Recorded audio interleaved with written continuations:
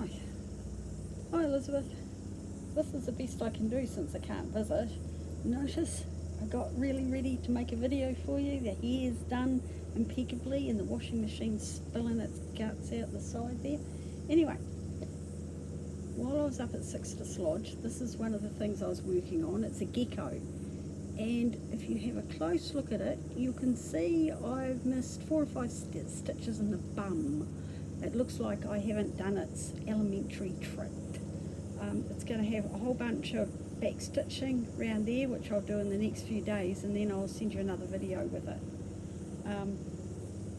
This is another one I was working on, which is called Reach for the Stars, and she's going to have, if I can get it, she's going to have 2 shades of yellow going to orange in her dress, and then these here are French knots, and they're going to come right up round here, which is cool. And I might do the stars again, because when you see them they're a bit loose, so you can see a couple of threads there, and that one could be a bit wider, and I should have done this one with a piece of fabric at the back, and instead of using really good count, like you can see the stitches there, the threads there, I should have actually done it on dress linen rather than embroidery linen. And this is the class that I've not the last one, because the last class online was about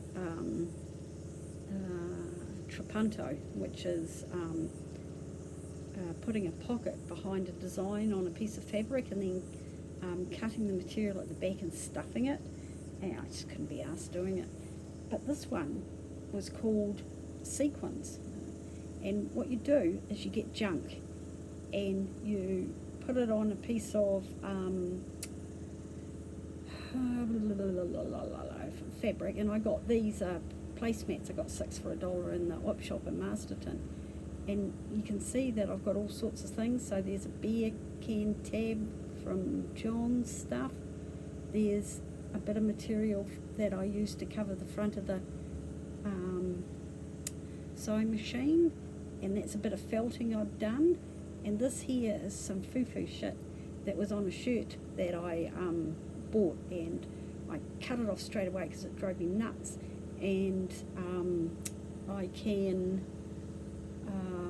use this for, you know, this sort of weird bringing a whole lot of stuff together things. This here is off my purple work shoes I had a few years ago. They were like the Keens but slightly different, and you can see scraps in here and a bit off a lunch bag. That there's actually paper, and it's a colour wheel, and this bit here is cardboard, and I've got in variegated thread, you can see I've done a spider web stitch, and there's the elephant material I bought when I was in Rhoda Vegas, and that there is the this bit of a pair of glasses, and that someone ran over in the doctor's rooms, and John brought it home thinking I'd need it.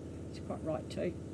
And here's a big bead I've had for years and never known what to do with it, and you can see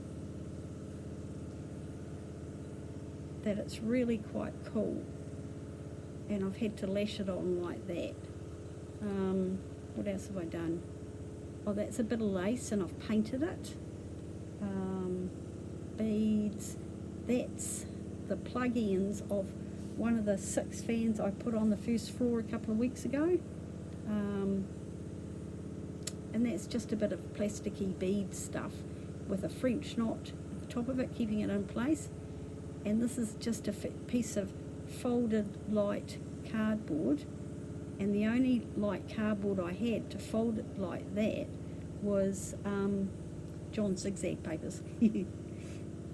So that's that, and what I'm going to do with it is in the next few days, probably starting when I finish this video, I'm going to get this thread here, which is a variegated thread, and just do straight stitches all in and around here, sort of tie it together. And I'm going to put it over a canvas picture I've got that's faded and looks a bit manky, and on the side, the sides and the top and bottom of the canvas, I'll put that, so you'll see that before you actually look at the picture. And I think that's about as far as I got. So when I've stitched that, I'll send you a picture of it, and we'll see how that goes. Right. So there's more than one way to have a visit. And next time I sit down for a cup of tea, I'll make you another video. Catch you later. Bye.